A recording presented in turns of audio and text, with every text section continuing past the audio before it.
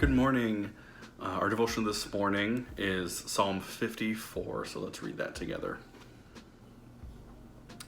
O God, save me by your name and vindicate me by your might.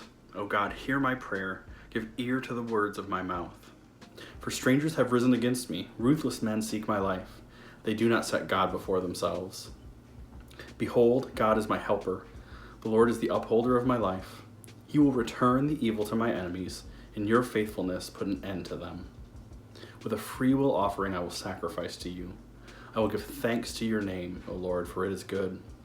For he has delivered me from every trouble, and my eye has looked in triumph on my enemies.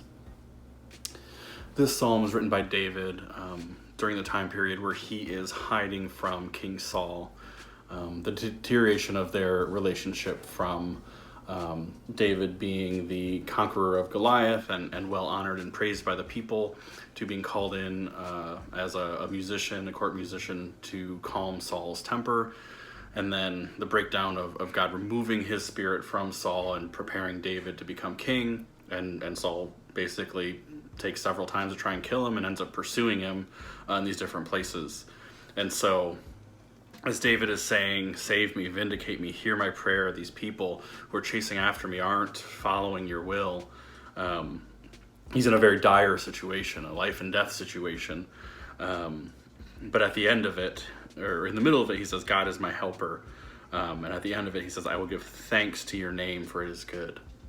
And so even in the midst of struggles, even in the midst of just going through the slump, the desert, the difficult times where we're hiding instead of walking with confidence, we can know that God is our helper. We can cry out to him and say, God, act in this situation. And even as we do that, we don't wait for God to act and then give him praise. We give him the praise anyway, right?